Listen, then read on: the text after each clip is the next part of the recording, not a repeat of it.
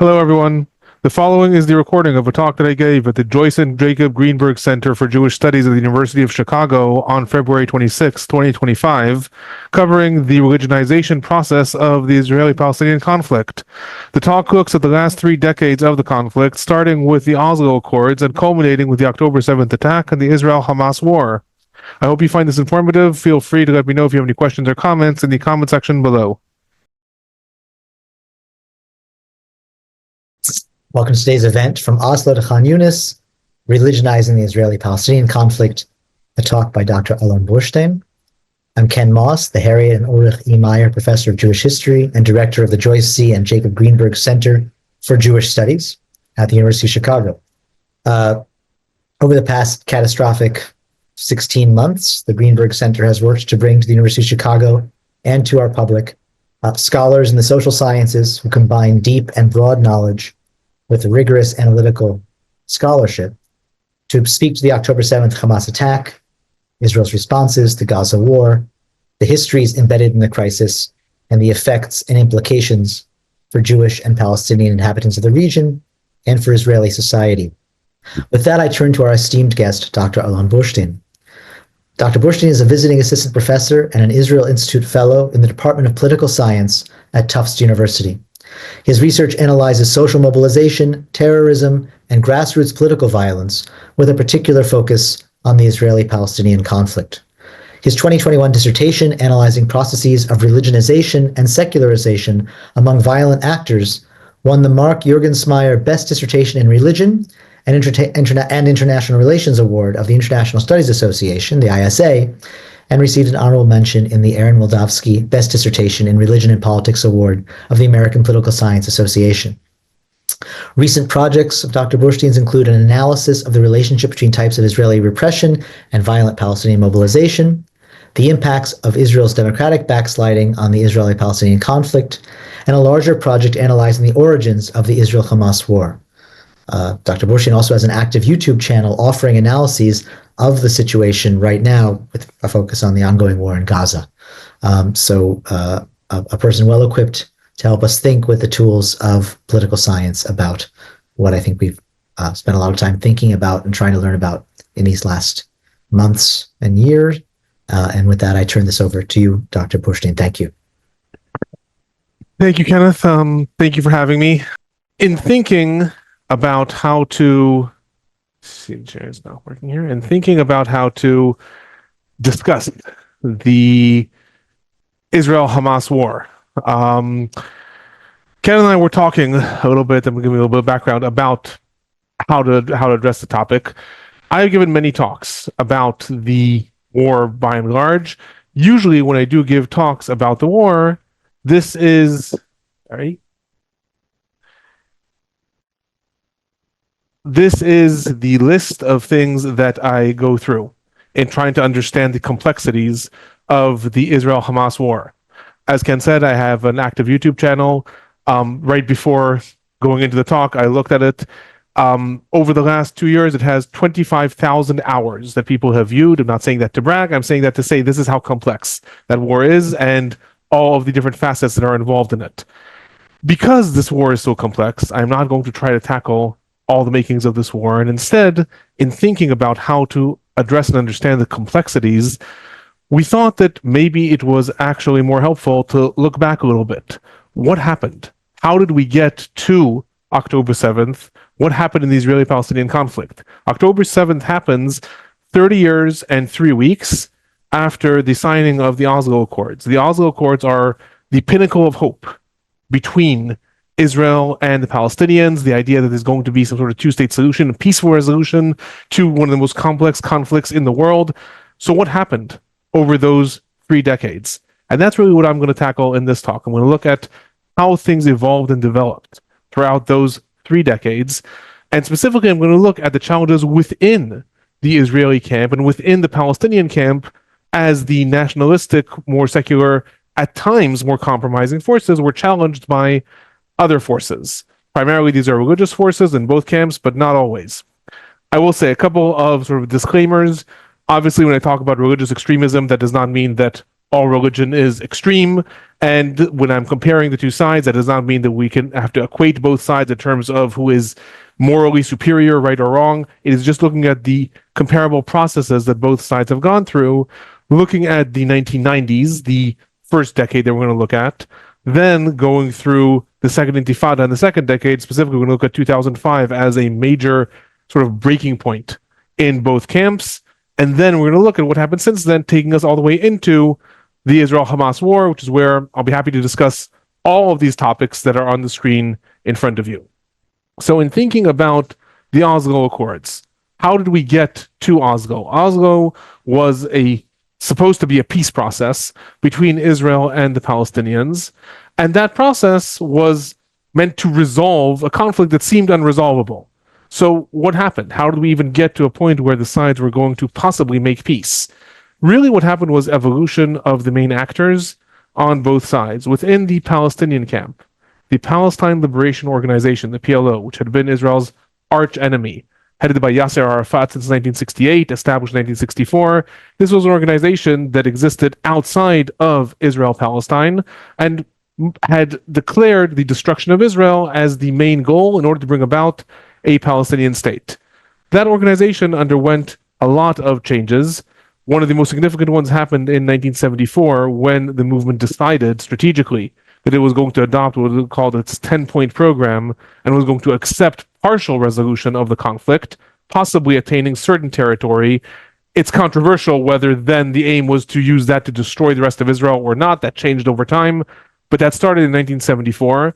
And over time, that continued to evolve, bringing the movement to the point that it was willing to sit down and negotiate with its archenemy.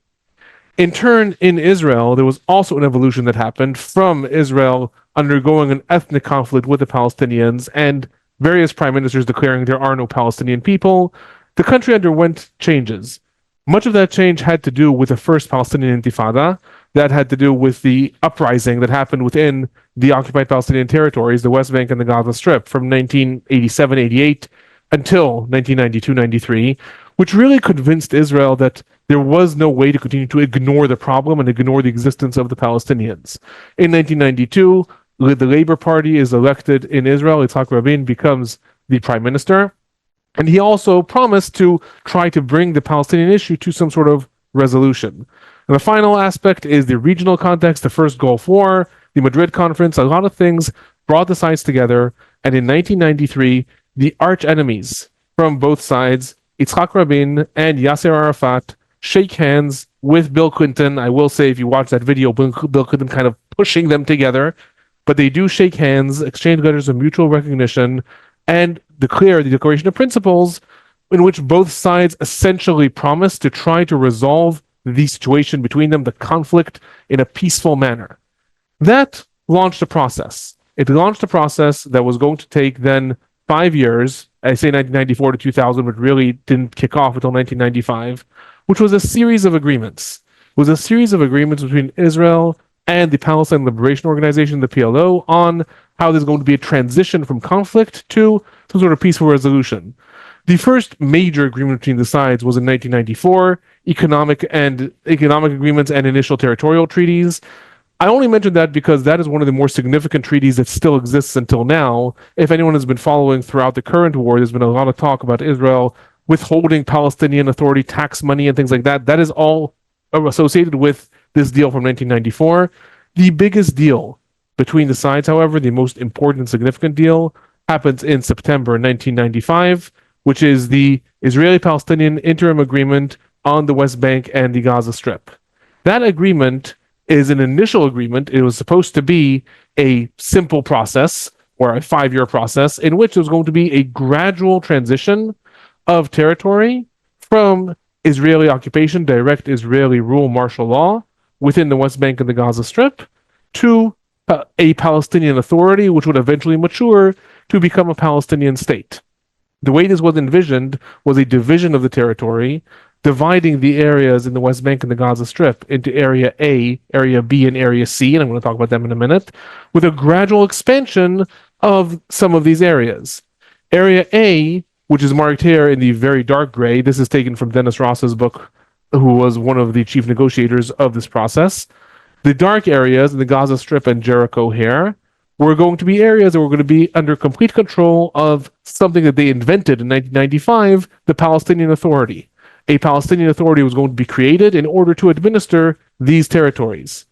Then I'm going to skip to Area C. These are these areas in white in the Gaza Strip and primarily throughout the West Bank here. They were going to remain under direct Israeli control and IDF occupation.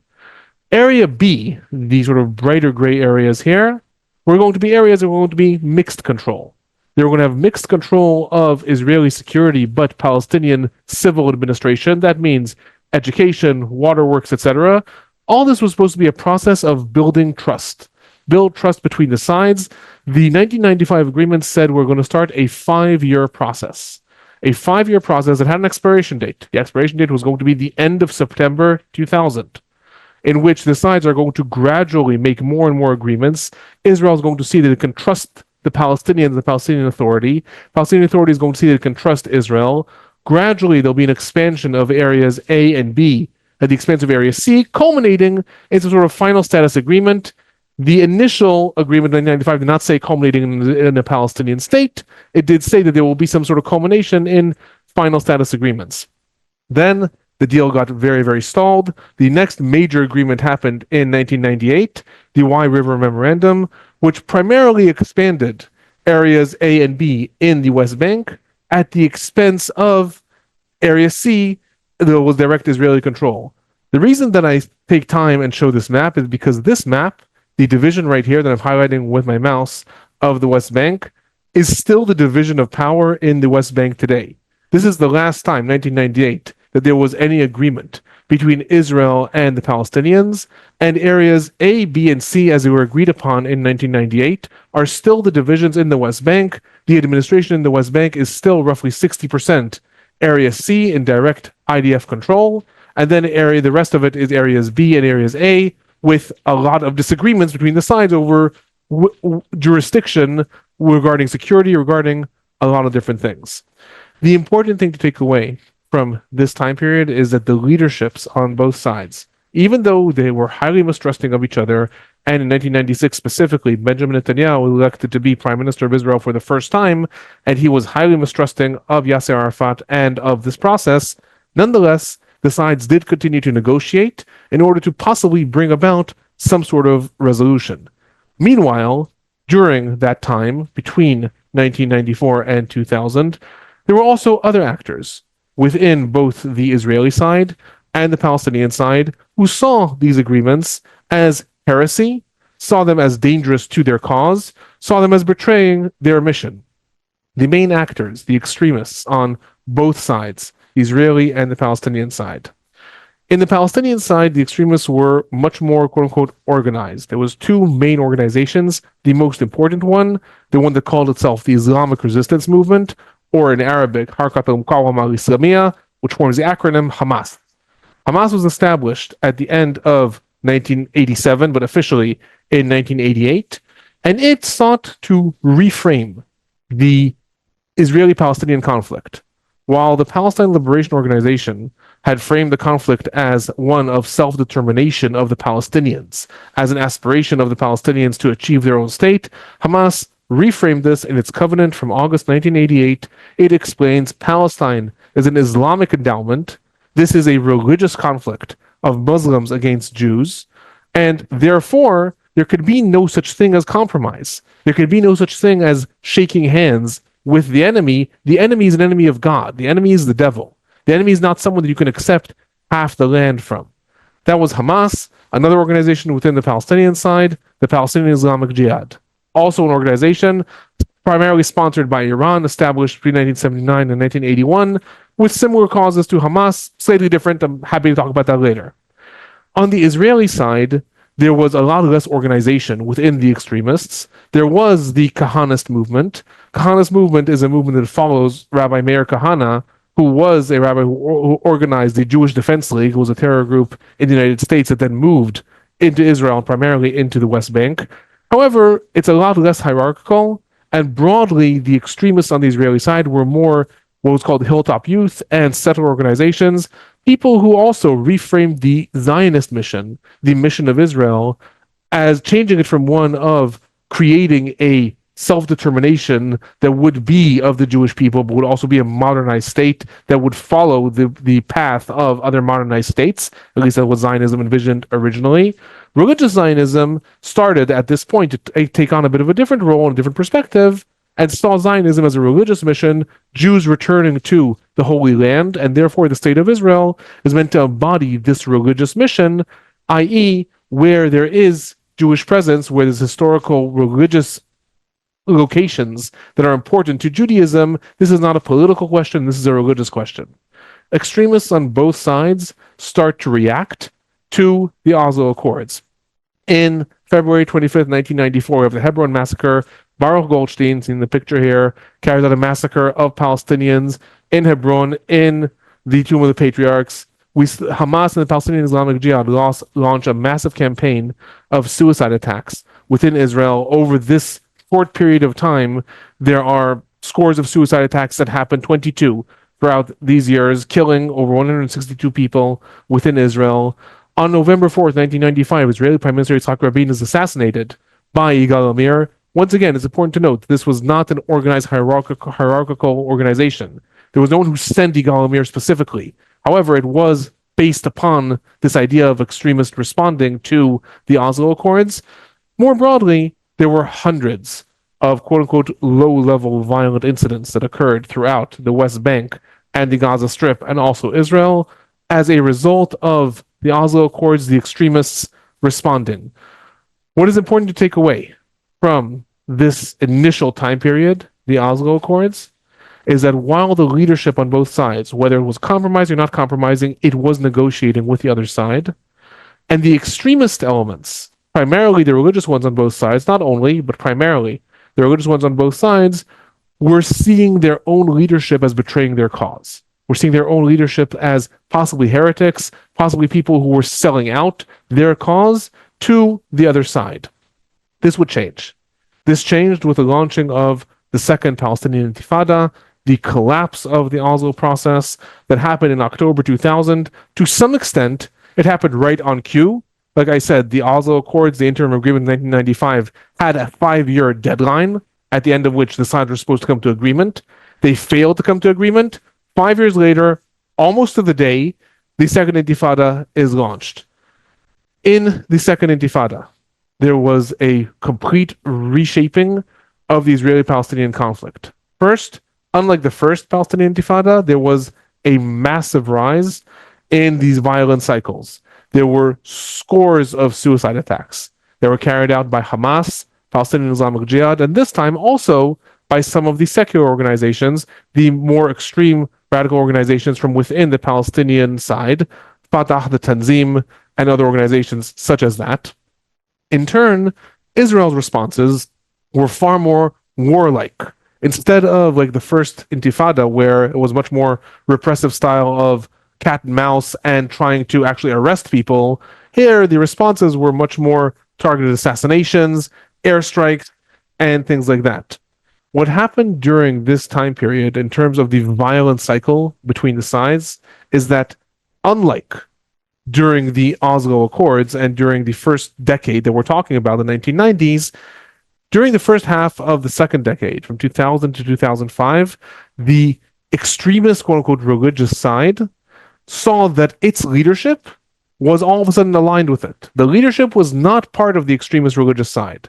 Within Israel, I'm going to talk about the political side in a minute. Within Israel, Ariel Sharon is elected prime minister in 2001.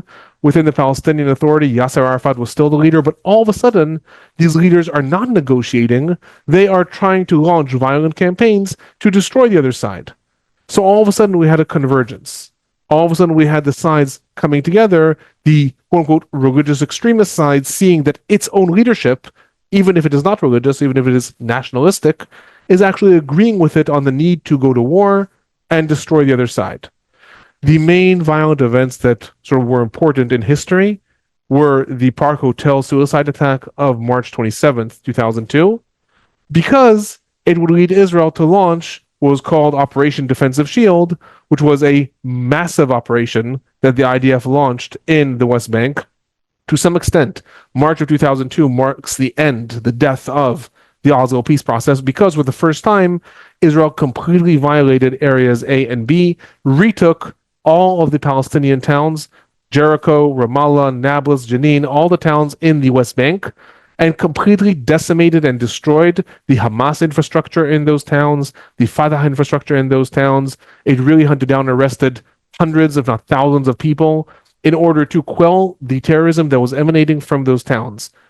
What is extremely important is that Operation Defensive Shield, while it was very, very successful in achieving a decline in terrorism that was emanating from the West Bank, it was not carried out in the Gaza Strip for a lot of different reasons. But what's important to take away is that during this time, in terms of the violence cycles, the Park Hotel and Operation Defensive Shield happened in the West Bank and did not happen in the Gaza Strip.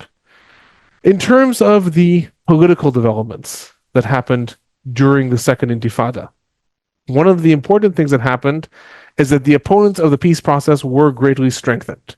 Again, Ariel Sharon, albeit a secular leader, however, known to be very, very hawkish, was elected in 2001. And Hamas also was given a lot of leeway by the Palestinian Authority in order to rebuild itself, in order to sort of come out of the shadows. And both sides saw a strengthening of more extremist views. At the same time, we saw a weakening of, in the Palestinian side, the Palestinian Authority. This happened by and large because its position was unclear. It was an authority that was supposed to exist only for 5 years until October 2000, but continued to exist. But its position and its role, because it was supposed to be a peacemaker, but no peace was being made, was somewhat in question. There were also other specific incidents that happened. The Karine A was a ship that was sent by Iran to the Palestinian Authority carrying massive amounts of weaponry. This is this picture that I have here that was caught by Israel, and this made the Palestinian Authority look very bad. In addition, the Arab Peace Initiative with the Beirut Declaration of February 2002 really sidelined the Palestinian Authority.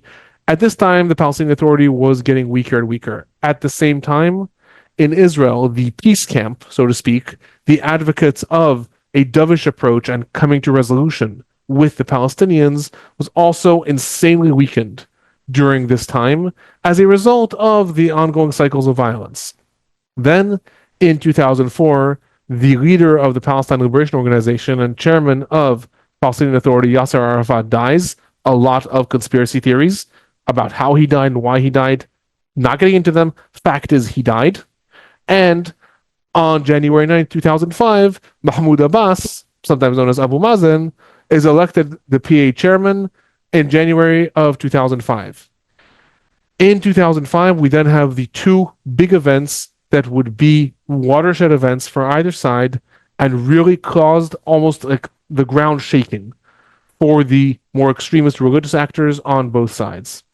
The first, these bullets I will say should be reversed. The first happened in February of 2005 in the Sharm el-Sheikh summit. There's a picture here where the chairman of the Palestinian Authority, Mahmoud Abbas, declares an end to the Second Intifada. Mahmoud Abbas had always been against Palestinian violence, not because he's a big Zionist, but because he always said Palestinian violence will lead to more Palestinian death than it will to Israeli death and will not bring about the achievement of Palestinian dreams. I will say as an anecdote, he has said that since 1988. And he declares an end to the Second Intifada. For Hamas, this is not only absolute heresy, it's a breaking of the dream. After there was that initial sort of perception that the Palestinian Authority was heresy, that it was signing agreements with Israel, finally in 2000, all sides of the Palestinian side agreed, all actors agreed, that they are going to attack Israel and destroy Israel, and that's going to be their main achievement. All of a sudden, once again, there's a stab in the back, and the leader of the Palestinian Authority comes and shakes hands with, again, God's enemy, the mortal enemy, and declares an end to the Second Intifada. Similarly, in 2003, Ariel Sharon, despite the fact that he was elected as the leader of the Likud, and that he was known as one of the more hawkish figures within Israel, in 2003, he starts to declare that there is no future in the stalemate between Israel and the Palestinians, and that Israel has to undergo a process of disengagement. Israel has to depart from the Palestinians, and what he sets his sights on are the settlements that existed in the Gaza Strip and a few settlements that were isolated in the West Bank. By 2004, it is declared that Israel is going to completely evacuate all of its settlements from the Gaza Strip and from the northern parts of the West Bank. This is seen equally within the Israeli side, the Israeli hawkish religious side, as equal heresy. Here is Ariel Sharon, the father of the settlement project.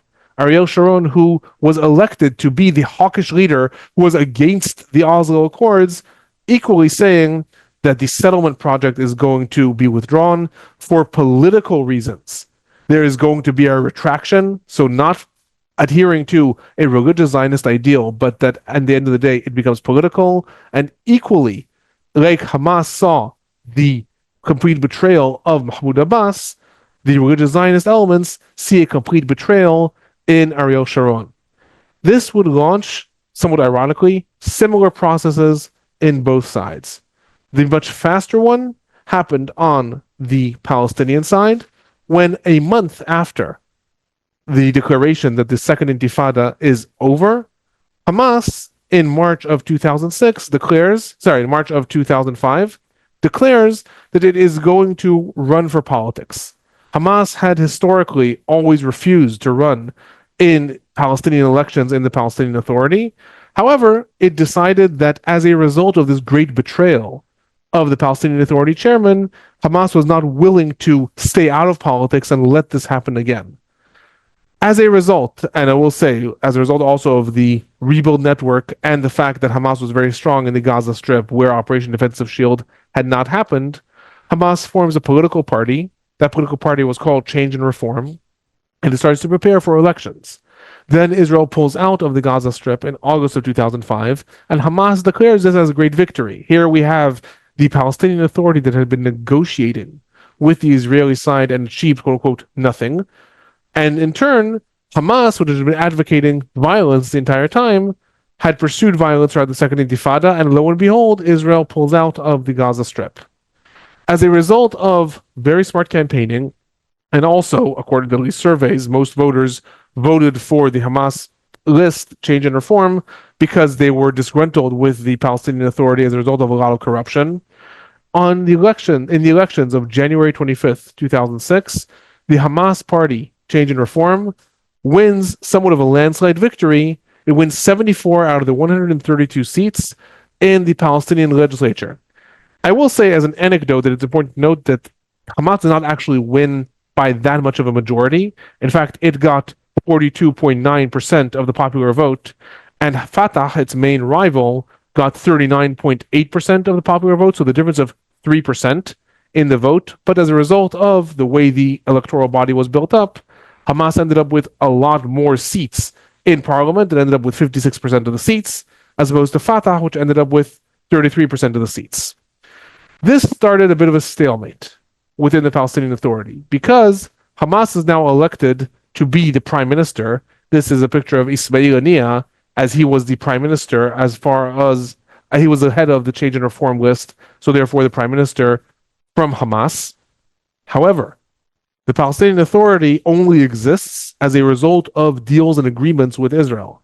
And part of the deals and agreements are that anyone who leads the Palestinian Authority must recognize Israel and must recognize past treaties between the Palestinians and Israel, which Hamas refused to do. This began a bit of a stalemate. This began a situation where the Palestinian government was quite stuck. The government could not establish itself, and there was constantly attempted deals of finding some sort of way that the prime minister would recognize Israel but not recognize Israel, recognize the borders of 1967 but not recognize Israel's existence, etc., etc. Eventually, every one of these deals within the Palestinian side, every one of these deals started to break down. And as a result, in June of 2007, we have what is sometimes known as the Battle for Gaza, sometimes known as the Palestinian Civil War. We have an outbreak of violence within the Gaza Strip between Hamas proponents and proponents of the other side's Fatah. These are some pictures of the Battle for Gaza. This is a picture of when Hamas took over the offices of the chairman of the PLO within the Gaza Strip. As a result of that, 1 week that happened in June, Hamas takes over the Gaza Strip violently. And as a result, the government, the Palestinian Authority government in the West Bank, fires the Hamas prime minister. And from that moment, we have a complete split between the sides. We have a Gaza Strip that is now governed de facto by Hamas. The government is illegal as far as Palestinian politics is concerned, but de facto governed by Hamas.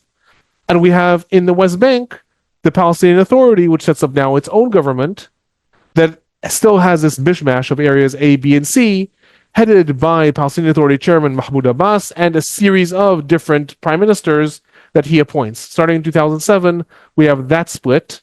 And as a result, Hamas is allowed to sort of flourish in the Gaza Strip and start to gain strength. That is the process that happened on the Palestinian side.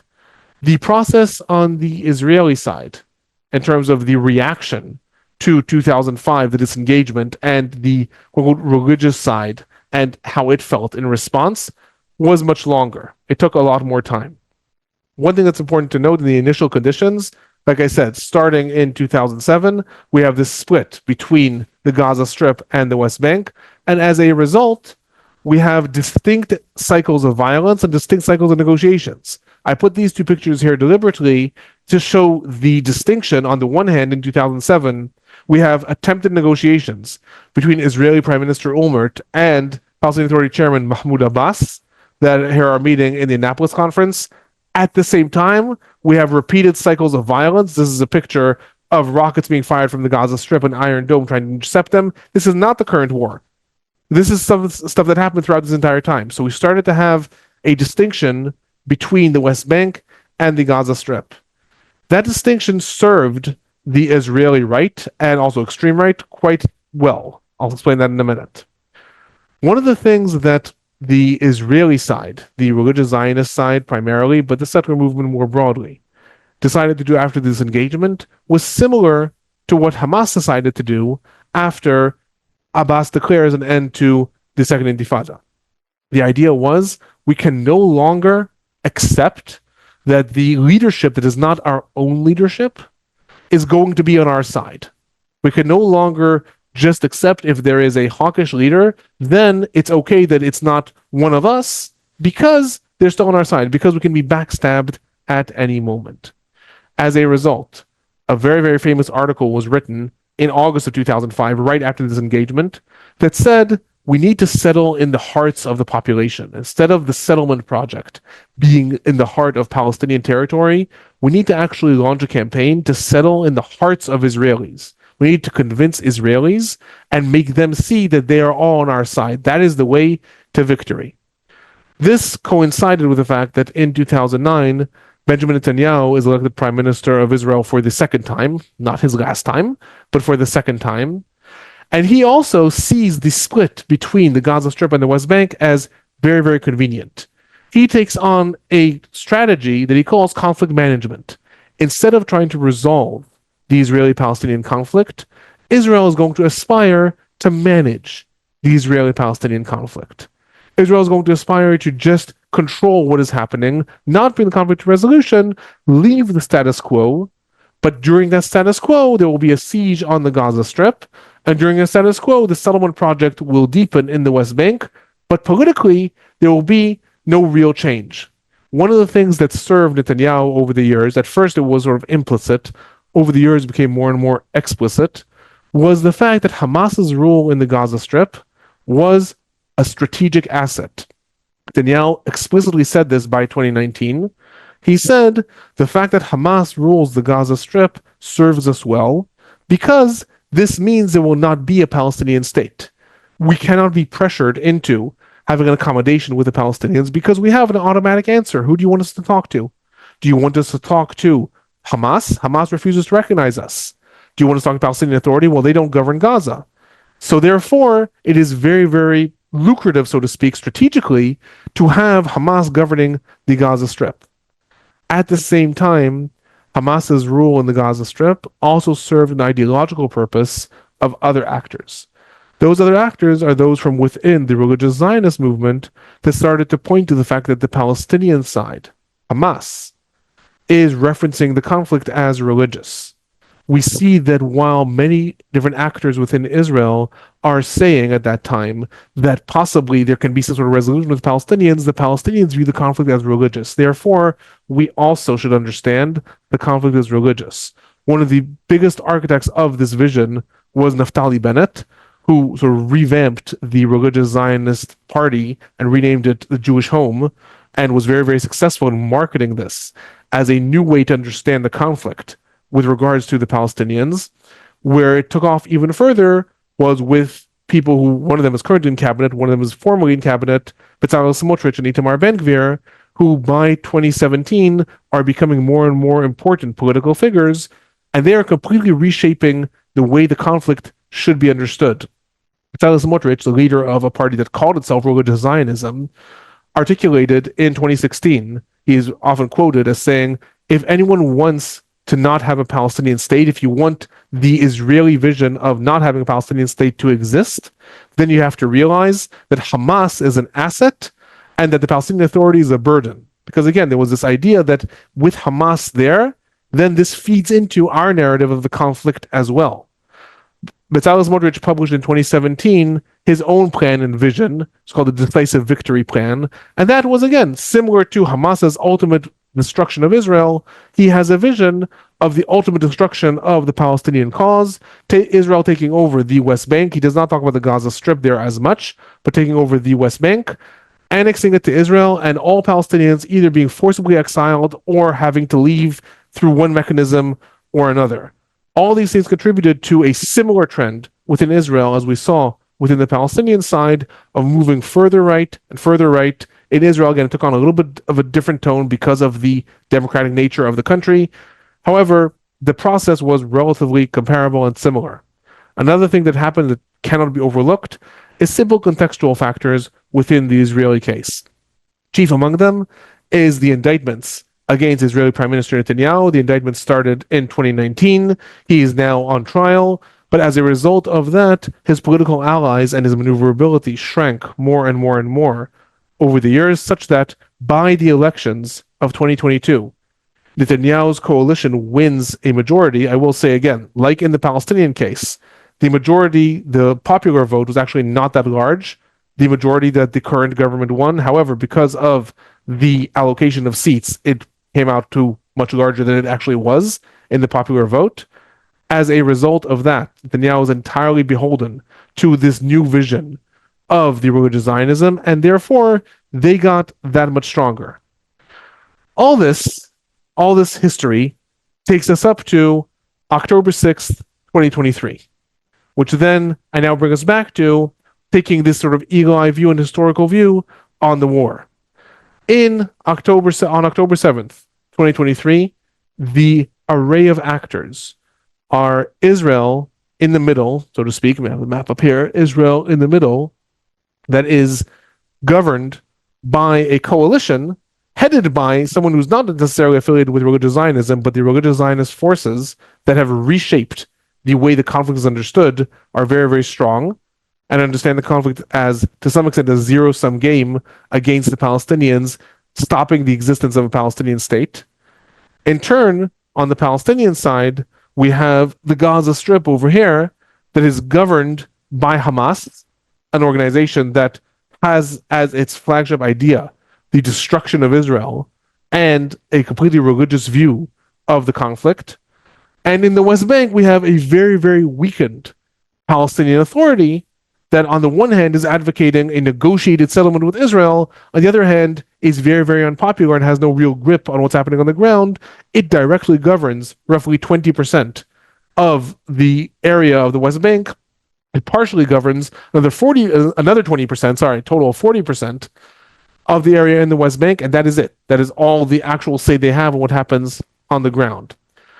Again, I'm happy to talk about the hostage situation, the fighting in the Gaza Strip, humanitarian situation, what happened. What I'm focusing more is the politics that led us to the situation.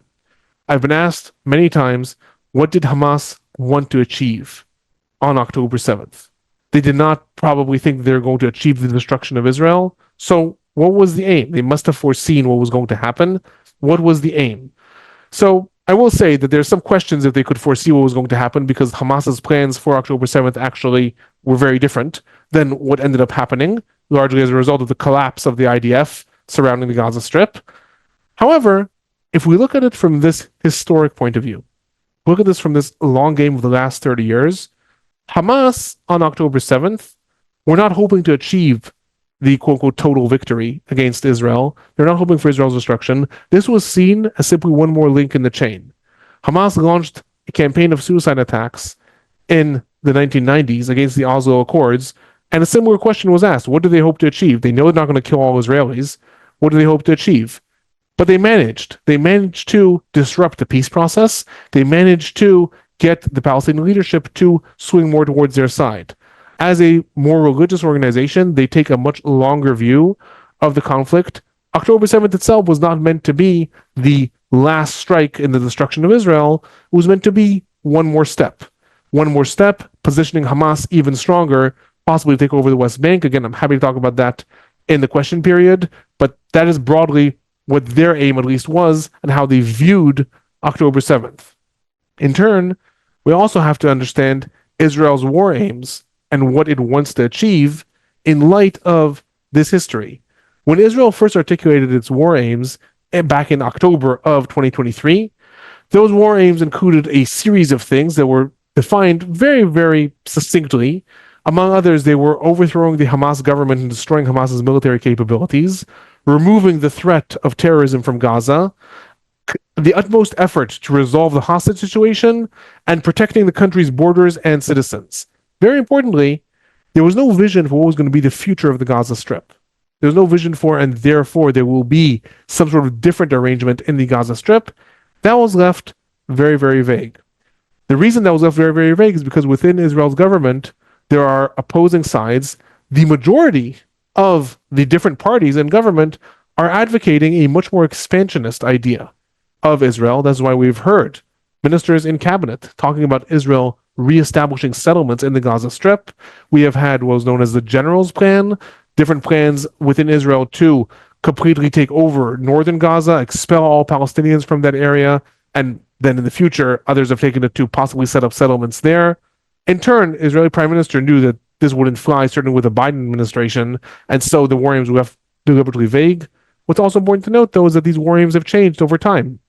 And among others, the last change was actually done just over a month ago, in January of 2005, in order to appease Bezalel Smotrich and make him not resign from the government as a result of the current truce and hostage deal. Israel updated its war aims. Those war aims of the war that is supposed to be about Israel and Hamas are now much more expansive. They include investing a lot in the West Bank, securing the settlement activities in the West Bank, crushing the Palestinian terrorism and violent activities in the West Bank, and ensuring that IDF personnel exists within Palestinian towns. All kinds of things that, again, have to only be understood within this broader context of the trajectory that the sides have undergone. Finally, we have the Palestinian Authority. A lot of people have been talking about the Palestinian Authority as a possible actor that is going to come in to the Gaza Strip, that is going to be some sort of governing mechanism. The Palestinian Authority is, to some extent, I'll say understandably, very weary of the fact that up until now, every time it has tried to come to some sort of negotiated agreement with Israel, I'm just going to say that agreement has failed. I'm saying that because you can blame the Palestinian side, you can blame the Israeli side. The truth is, you should blame both sides. But the fact is that the agreements have failed. And so the Palestinian Authority has said it's not going to take over the Gaza Strip and have, again, what happened in Oslo, some sort of long-term, at some point will be a state idea that doesn't really go anywhere. So they have said they'll take over the Gaza Strip if this is part of establishing a Palestinian state, which forces in Israel have said they're not going to accept. And I'll say also, Hamas has also said that they're not going to accept, because Hamas also doesn't want to see the vision of the Palestinian Authority coming up in the Gaza Strip. With that, I know that was a lot of information. I know I didn't actually touch upon what happened in the war itself, and I'm very, very happy to talk about that. I'm going to end by putting my email here if anyone has questions about anything I said, and this is a link to my YouTube channel where I update every couple of days different updates on what's happening in the war or analyses or things like that. I'm going to give my voice a rest for a moment and turn it back over to Ken to see if there are questions or what people would like to elaborate on. So thank you, Alon. Let me see, make sure that I'm back on the Zoom. Okay. I'll turn to the audience to remind you. I'm going to open the chat, and please drop your questions into the chat, and I will relay them Dr. Burstein. And while we wait for the audience to think a bit about which of the many, many questions that I'm sure you have you'd like to present to our speaker, I'll take the opportunity to ask a few questions of my own. I mean, the historian in me is keen to know more about how you understand the religionization process. That is to say, you focused in this talk.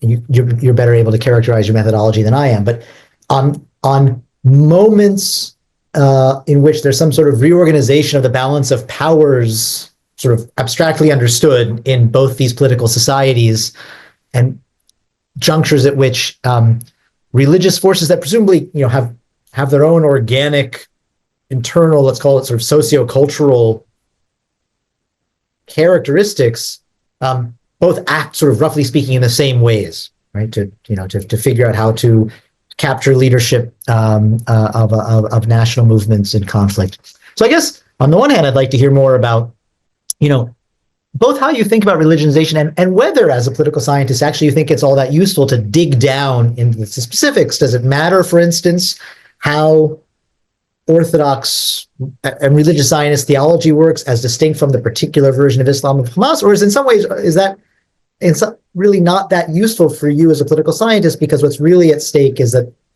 they basically operate the same way in the political sphere? So that's one kind of question. But other question is, you've given us 50 minutes for thinking about where we're at, and so many other things have happened in the interim. I mean, what seems like the successful war against Hezbollah on Israel's part, a new situation on the part of Iran's capacity to exert whatever influence it wishes to exert, the Trump administration, and the fire hose of things coming from it and various actors within it, from Witkoff, who seems to be running something like a traditional diplomatic project, to President of the United States deciding that we can, cherish Gaza as a seaside resort, and people scratching their heads as to whether that's a kind of brilliant negotiating tactic or an invitation to ethnic cleansing, or both, or so I don't even know where to begin. But I guess I'd also like to invite you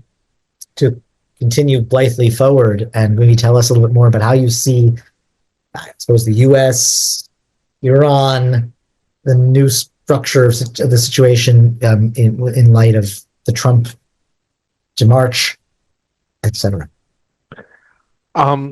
Thank you. Nothing an academic likes more than saying, just tell us more. So I'll dive into that. But again, I'm really inviting everyone, if you have any questions about what's going on in the war or what I said, feel free.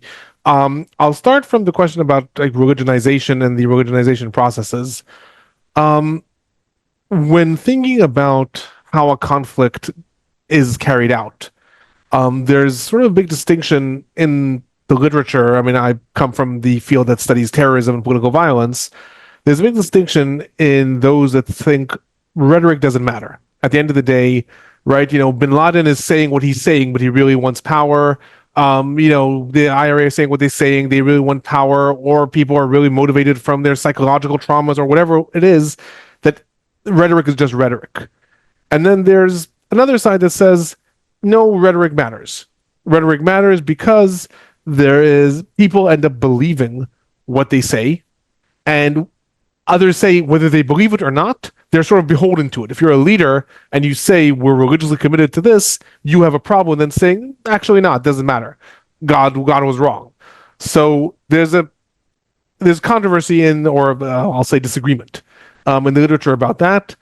In my own research, I have seen that religiously motivated actors tend to be A, more violent, and B, more absolutist in their acceptance, whether negotiation or some sort of negotiated settlement can happen or not, compared to secular actors. That does not mean that secular actors are peaceful. The vast majority, despite how it seems from our current vantage point, 21st century, the vast majority of terrorism throughout the last 200 years has been secular. It's been communist, it's been nationalistic, it's been anarchist, it's been lots of other things. I'm not saying that therefore religion is violent, secular is not. But when it comes to comparing the way in which actors go about their fight, religious actors tend to adhere much more to what they say. So if, for example, religious actors say, I will never negotiate with the other side, that tends to be adhered to by and large. Very, very few, in fact, in history, pretty much only one religious organization and terror group negotiated with the enemy that it said is the enemy of God. Secular organizations do that all the time. That doesn't mean they're not violent or extremists.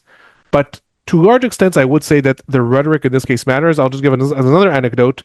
Hamas, for example, has said from its own perspective that its fight is about purifying Palestine as an Islamic Waqf, and therefore they have said that they are not going to attack Israelis or Jews outside of Palestine. They have lived up to that. They have not tried to do that.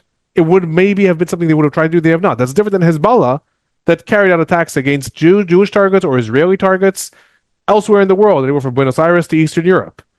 Hamas are religiously beholden to some extent to what they say. So I am of the view that usually it does matter. And in terms of the religious Zionist perspective versus the historic secular Zionist perspective, it's a little bit different because here we're talking about governments, not just violent actors, but how they run governments and policy, right? The current leader of religious Zionism is also Minister of Finance, so he does have other things to worry about also, not just the conflict and violence. But I will say that when it comes to looking at the violent Jewish groups, whether it is the old Etzel and Lehi versus the Kahanas groups and the Hilltop Youth and Tag Mechir and all these other groups, it still holds that the religious side tends to be more extreme, more uncompromising, more violent than the secular side. Does that mean that the two equate to the Palestinian side, the Israeli side? No, not necessarily. But the rhetoric and what they say does matter. So that's in terms of just adding a little bit of context to why to look at religionization through this perspective. When it comes to the regional developments, so what has happened in the war? So right, the main arenas of the war have been the Gaza Strip, and then also Lebanon and northern Israel, West Bank to some extent, and then Iran hovering over everything. In Lebanon, the decisive victory that Israel is looking for, that Netanyahu keeps on saying is going to happen against Hamas, to some extent happened much more against Hezbollah. It happened against Hezbollah not because Hezbollah is defeated and destroyed, but because Israel had some very, very, very tactical and as a result strategic victories with Hezbollah. But most importantly, because Israel was able to then come to an agreement with the Lebanese government. That is the main difference between the way Israel is fighting Hamas and Israel's fight against Hezbollah. Israel fought Hezbollah. That meant attacks in Lebanon. That meant the famous beeper attack, pager attack, and then the walkie-talkie attack, the assassination of Hassan Nasrallah, possibly one of the biggest things that happened in the war, the assassination of Hassan Nasrallah. But ultimately, in history, it is extremely difficult, again, happened only once in history, that a terror group was completely destroyed solely by repression. That doesn't usually happen because Hezbollah had, for example, 150,000 missiles and rockets. All it takes is one person to fire one of those and the group is not done. So you have to either kill anyone who has anything to do with Hezbollah, and that's hundreds of thousands of people, or the group is still alive. But where groups do actually end up subsiding is usually when there is, from within their own population, some sort of government, some sort of competing actor that ends up quelling them. And that's what happened here. A combination of repression against Hezbollah. Hezbollah was beaten very badly. And then you have an agreement with the Lebanese government. The Lebanese government is doing a lot. The Lebanese military has deployed in southern Lebanon. The Lebanese government, for the first time, when it outlined its now new mission statement, coalition agreements, did not give any recognition of Hezbollah for the first time since 2000. Did not say that Hezbollah has the right to resist Israel. Said that the Lebanese army is the only one that has the right to defend Lebanon. All these things are, just much larger extent, total victory because Hezbollah has lost its position within Lebanon. And with the fall of the Assad regime, it's also lost a big ally in the Middle East, which is also associated with the war. Iran's position also, to some extent, weakened as a result of these things. I don't think Iran has been weakened as much as has been made out. But in turn, with Hamas, in the Gaza Strip, we have not seen that process. Hamas in the Gaza Strip had, before the war, there were a lot of different estimates, but most estimates say between 25,000 and 30,000 fighting units. According to Israeli estimates, between 14,000 and 17,000 of Hamas's fighters were killed in the war. And according to Israeli intelligence estimates and United States intelligence estimates, Hamas has now managed to recruit another 10,000 to 13,000 fighters. So while Hamas has obviously been hurt badly in the war, it is far from defeated. And the idea that Hamas will be defeated militarily, not really holding up with any comparable instance in history when it comes to a state fighting a terror organization. So then you have US President Trump coming up with his plans for what's going to happen in the Gaza Strip. And like you said, whether we accept that this is an actual plan or not is its own question. But even if this plan was a real plan that might be implemented, the fact is that it, according to the US administration, is only going to happen after Israel has done its fight in the Gaza Strip.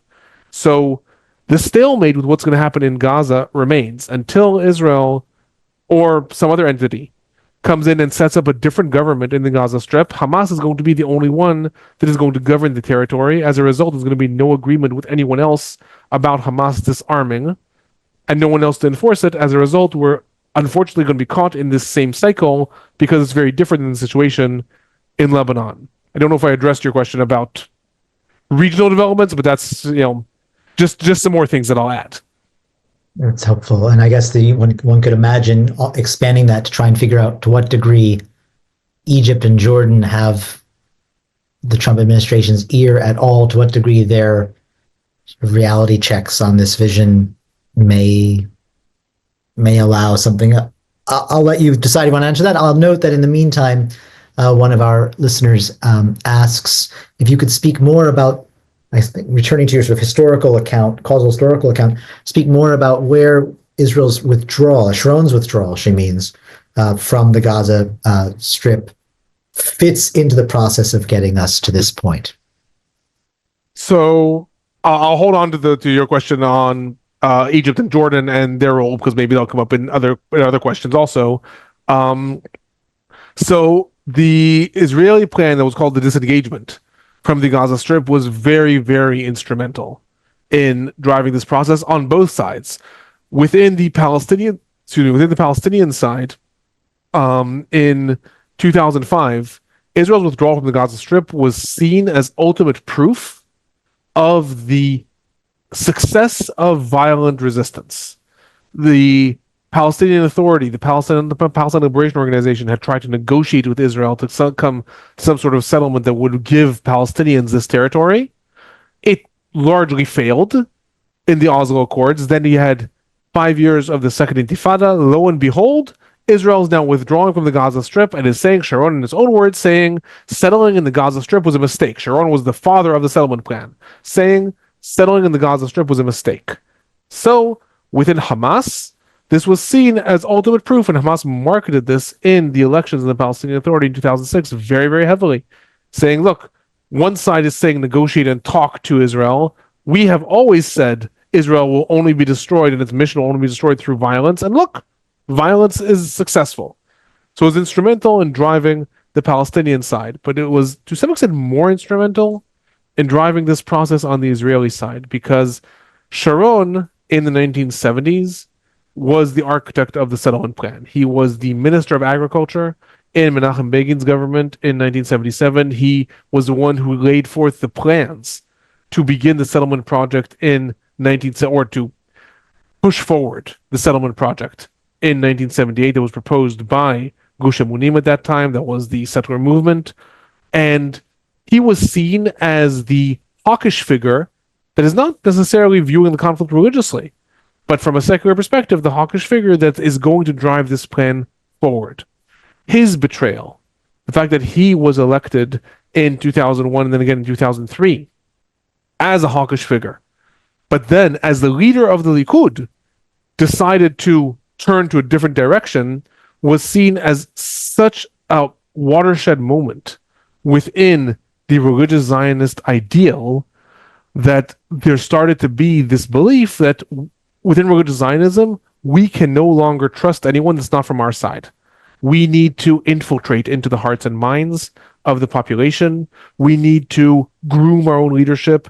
One of religious Zionism's big missions has been to put its own people, so to speak, people who believe in their ideals, in the IDF, in the military, such that the military will refuse to participate with such things, all with the idea that the disengagement should not be allowed to happen again. We cannot have another situation where we have trusted someone who's like not one of us, so to speak, but just an ally, but in fact, in the end, can end up betraying us. So in that sense, it was very, very instrumental in driving that process forward within the Israeli side as well.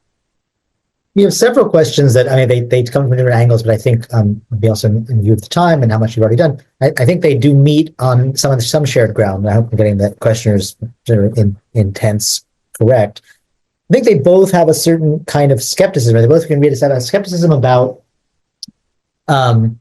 identifying religion, or let's call it political religion, as the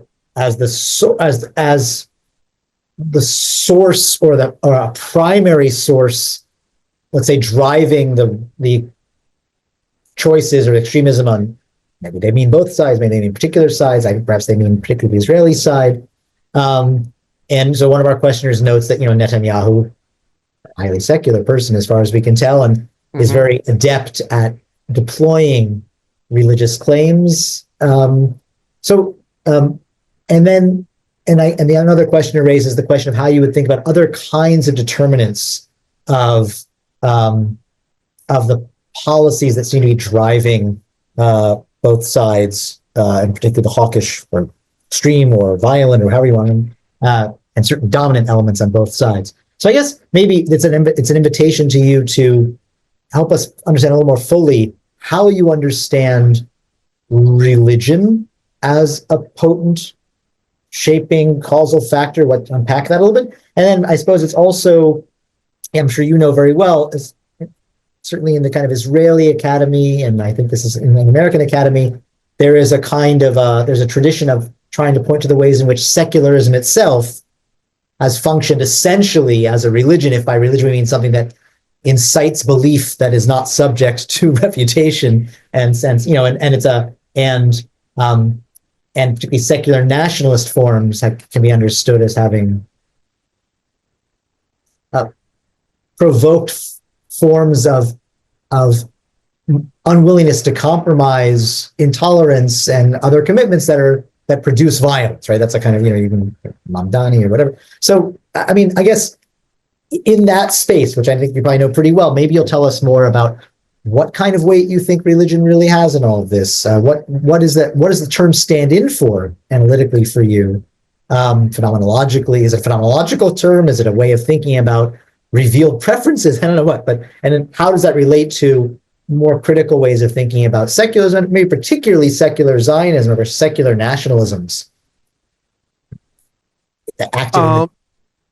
So it's important to note that, like, when I say that, there's a religionization of the mission, so to speak, within Israel, that is not to say that all actors are religious. Certainly not all soldiers are religious. Not all people in government are religious. It is important to note that among Netanyahu's government, Netanyahu is the prime minister. However, if Itamar Ben-Gvir was still in government, he's sort of half in, half out at this point.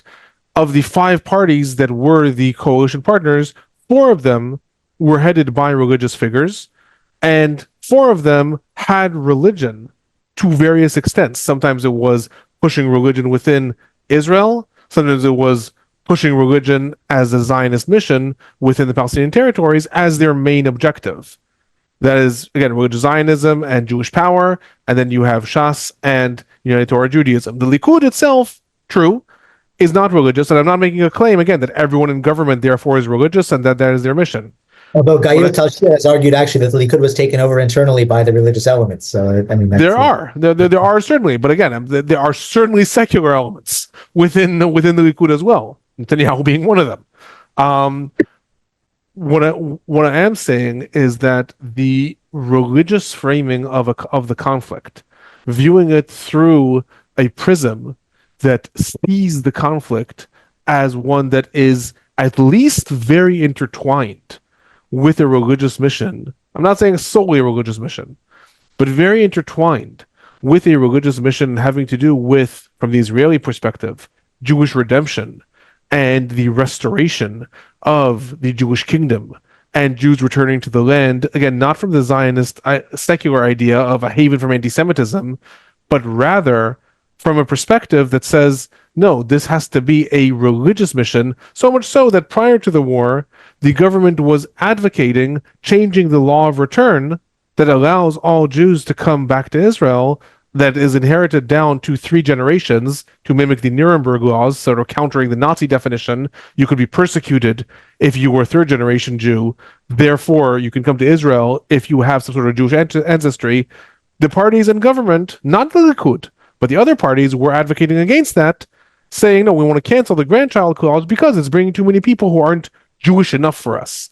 So the idea that you're reframing the mission of Israel, and in this context, I'm saying the war mission of Israel, to at least reflect some sort of religious ideal also, in addition to a nationalistic ideal or whatever, is one that is prevalent within the government, one that is prevalent within Israeli society. And again, there's a lot more anecdotal examples that I can give when it comes to, for example, defining the war aims within Israel. So there is one sentence about destroying Hamas's governing and military capabilities, one sentence about doing the utmost effort to restore the hostages. There are 3 paragraphs about strengthening the West Bank, strengthening the settlements in the West Bank, strengthening security in the West Bank, allocating soldiers to the West Bank, allocating more security and to the roads in the West Bank, imposing curfews on Palestinian villages in the West Bank.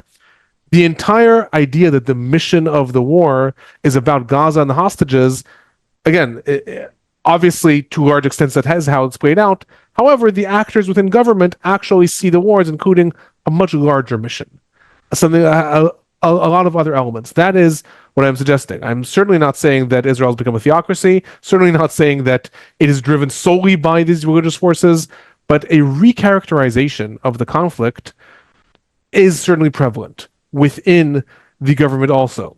What does this mean in terms of how the conflict ends up playing out? Again, that has to do more with, there's a lot of academic theories about what it means when a conflict becomes more religious or more secular. I will say again, in relation to the idea that, well, secular ideals like nationalism or racism or lots of other ideals have certainly been motivators for violence, is unequivocally true. Most terrorism in history has been secular. However, of the larger comparison between secular actors that are violent and religious actors that are violent, secular actors that are violent have also been known to actually come to resolution and compromise. This includes anything from elements within the Zionist organization, the Palestine Liberation Organization, the PLO, that went into the Oslo Accords, the IRA, the FARC in Colombia, many, many more examples of organizations that committed horrendous acts. Again, there's no claim that secular organizations, secular violence is not gruesome and brutal. Committed horrendous acts in the name of this nationalistic ideal or racist ideal or ethnic ideal or whatever. However, there is still a perception by and large within secular actors that it's legitimate.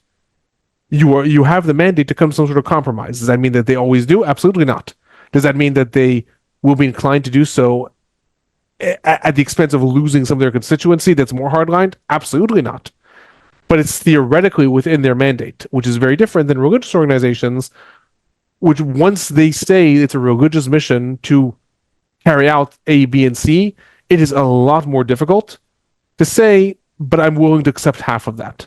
But I'm willing to sit down and negotiate with someone who I have said is a heretic on this land, but you know what? I'm willing to shake their hands. That has just happened far more rarely within the different contexts. So when we see that within the Palestinian side and within the Israeli side, there's been a rise in the dominance, not a complete takeover, but a rise in the dominance of religious visions with regard to the conflict, I think that has to be taken into consideration when we evaluate, okay, so what's going to happen next in the Gaza Strip? Where is it going to be? Why is it that right now, today, in fact, during this talk, there has been the release of several more of the return of the bodies of hostages in the Gaza Strip, and in turn, Israel and the Palestinian side, I'll say Hamas, it depends who we're negotiating with, are supposed to talk about phase two, and the terms that Israel has imposed. The third term is that the Palestinian Authority not be allowed to govern the Gaza Strip. Israel has said destruction of Hamas, exiling Hamas leadership, but also the Palestinian Authority not be allowed to return. Why is that one of Israel's death before terms? I would argue because of the stronger elements within Israel's government saying, because God forbid this may lead us to some sort of compromise, and we don't want that. And that has to do with his influence. Okay, we have a question that in some ways, I suppose, like kind of hiding behind it is some of the same kind of concerns with how, let's say, religious sensibility is and isn't determining policy decisions, but that's maybe a little bit too much of an interpretation. It's a question that could be taken in a more straightforward way, which is, was the Hamas attack on October 7th related at all to the pending normalization of relations between Israel and the various Arab states in the region? So, I guess it's sort of Abraham Accords, some form of negotiation, Tarek Bakoni, Hamas is a rational actor in its own way. And I guess actually, there's no intrinsic tension between your argument that that the religious commitments, as rhetorically expressed, become determinants of maybe the limits of rational action, or they rule. But maybe. But you could say, well, Hamas is it's an organization that's trying to get whatever it can get, what the maximal thing it can get for the its view of the Palestinian cause. It uses violence to do so. It was looking at a kind of political turning point that it wanted to avoid. It was stuck in this administration role, whatever, and so it did what an organization with its set of commitments would do, and so. You as a poli-sci person, isn't that sort of, I don't know, just a different rational actor? How is it different? What different kind of difference does religiosity or theological commitment make? And I think one answer you're offering is one way you read this is it locks you in to a set of things and makes you unwilling to make it much harder to compromise. To which I would add a sort of second question, which comes back to some of our earlier questioners' interest in sort of pushing you to think, I suppose, to ask if there's a place to think more flexibly about what it means to deal with religious actors. And that's something like, you and I both know, and you know better than I do, that there are resources both in Islam and Judaism to find a workaround. I mean, what do I know at Islam? But like, the Hudna idea or something, right? And then in Judaism, you could invoke, pikuach nefesh. Pikuach nefesh, yeah. You can always say, one could always say, the rabbis could always say that the need to save lives is such an overwhelming mitzvah commandment that you can make all kinds of compromises. It just turns out they're not saying that anymore the way they were in the 90s, right? So I guess, what does it avail us to think in terms of religion as structuring the choices people make differently than secularism, if on the one hand we can say, religion also still seems that there's some decision makers making decisions and weighing various factors. And we could also say, well, there's nothing stopping the religious of whatever religion it is from finding some workaround. So is it really, what does it mean to say, when does religion lock you in? Is it a question of affect? Is it a question of a particular line of theology that, rules out compromise, etc.? So I'll try to group that into two broad answers. I'll answer about Hamas on October 7th second. And in terms of, again, the idea of religion and rational calculations, and or, finding loopholes in order to justify A, B, and C. So broadly in my analysis, my dissertation was a comparison of Hamas and the PLO. Like broadly in what I have looked at, specifically when it comes to Hamas, but more broadly in looking at religious actors, And again, what's important to hear is violent actors, because again, this is not a claim that if you are religious, I'm not saying this personally if anyone's religious here. I'm saying also for organizations, churches, mosques, synagogues. It's not that if you are religious, therefore you are 100% in this line. But if you are religious and carrying out violence in the name of religion, then usually you've undergone a process where religion has become interpreted for you as a way of sanctioning and, importantly, different than secular actors, not only sanctioning, but requiring that you carry out certain acts of violence. Because very often religion is not enough to say it sanctions. Like you said, in the text, certainly of the monotheistic religions, you find a lot of authorization to use violence. You also find a lot of requirement not to use violence. If you are in the position where religion already authorizes you and drives you towards using violent actions, usually you've gone down a path where you're not listening to the Hudna or Pikuach Nefesh ideals, and instead you're accepting these other ideals. Now, there are circumstances, and Hamas has an example. Hamas, one of the ways that it lulled Israel into its false sense of security was in constantly saying it's accepting the Hudna idea. It's accepting it since 2021, some would say even 2019. Hamas was working to convince Israel, we're accepting Hudna, we'll accept an indefinite ceasefire, we're not going to attack you anymore. We'll keep on saying that because we have to say that. But in fact, we are accepting that we'd rather just be the rational choice of stay in power and govern the Gaza Strip, continue to accumulate wealth, etc., etc.